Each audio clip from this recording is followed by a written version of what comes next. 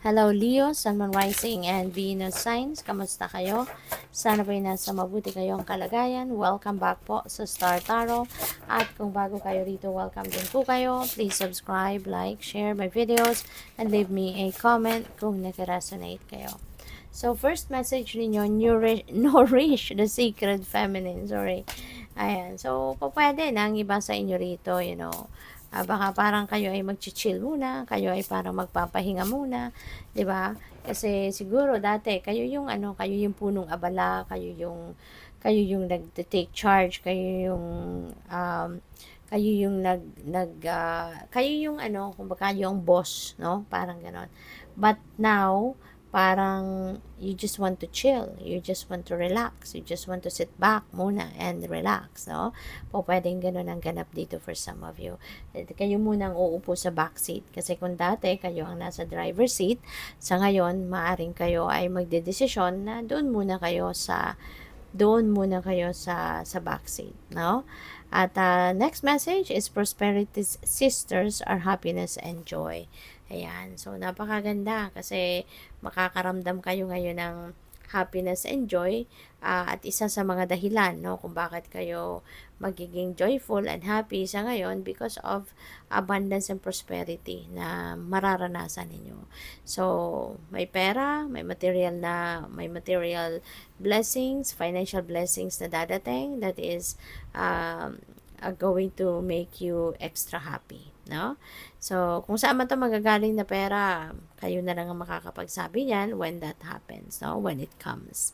Fear, serenity. Wow. So, gusto niyo talaga muna ngayon na magpahinga. Gusto niyo muna talaga ngayon na kumalma, na magnilay-nilay siguro, mag-meditate, ganon, mag-retreat, gusto mo na mag-reflect, at gusto mo na maramdaman, no, yung tranquility and peace, no, yung ganon. So, your next message is celebrate your wins, okay?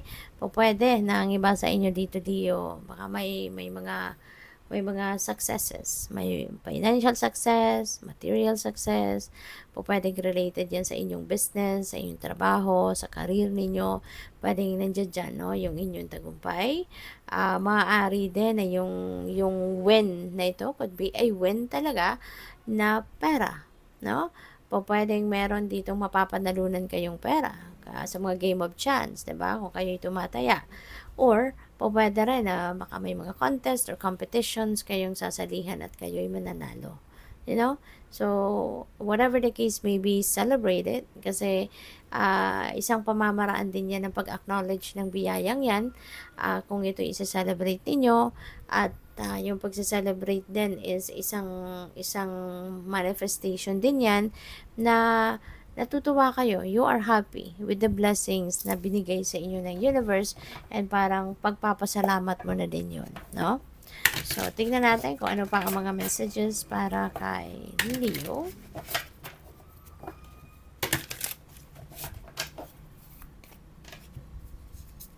So, we have the Knight of Wands. Ayan. So, Knight of Wands is a fast-moving energy. So, pwedeng ang iba sa inyo dito, meron kayong mga gagawin sa ngayon na talaga magmamadali kayo, no? Parang magra-rush kayo. You're going to rush into it, no? At there is so much passion, no, sa puso mo sa ngayon para sa bagay na to. Kung ano man ang opportunity na yan, talagang siguro parang hindi ka na makaantay, di ba? Parang siguro sa sarili mo nasasabi mo na, I can't wait for this to happen, or I can't wait for this, no, for me to embrace this opportunity. Yung mga ganun ba? So, pwede ng iba sa inyo rito is really going to go for it, kung ano man ito. Pwedeng may travel din dito na magaganap.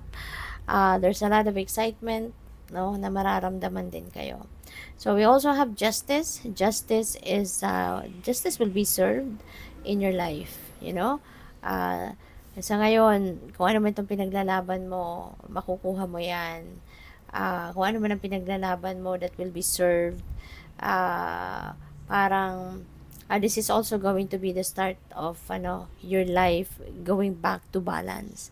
Ito na rin yung simula ng buhay mo na mababalanse muli, may babalik mo sa ayos, at maaari may kinalaman yan doon sa kung ano ang inyong pinaglalaban. no? Kaya good luck sa'yo. Nine of Swords. Ayan. So, huwag kayong mag-alala, okay? Kasi baka inaalala mo ito, kung ano man itong pinaglalaban mo. Kunyari, sa kung ano man, institution, sa trabaho ninyo, or sa korte, kung saan man meron kayong pinaglalaban, huwag mong alalahanin, huwag mong isipin. Kasi maaaring lahat naman na ibigay mo na yung ebidensya, lahat na ibigay mo naman yung mga impormasyon na makakatulong, no, sa kung ano ang pinaglalaban mo. Huwag mo nang alalahanin yun. Okay?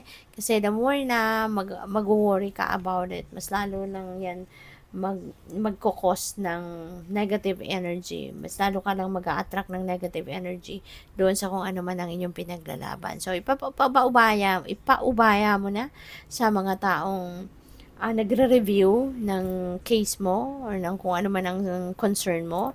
Okay? At ipaubaya mo sa universe. No? Ialay mo na sa universe yan.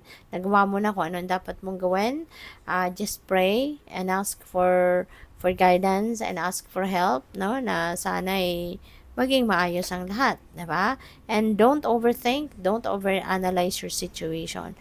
Kasi that's just going to cause you anxiety, stress. No? Ito nga, si Nine of Swords kasi, ano to ito yung energy na ang iba hindi na nakakatulog, hindi na nakakakain, kahit tulog na nagigising dahil sa stress, dahil sa anxiety, 'di ba? So it's not going to help your situation. It's not going to give you positive vibe, no? At hindi 'yun maganda, hindi 'yun makakatulong sa inyong sitwasyon. So or sa kung ano man ang inyong pinaglalaban, okay?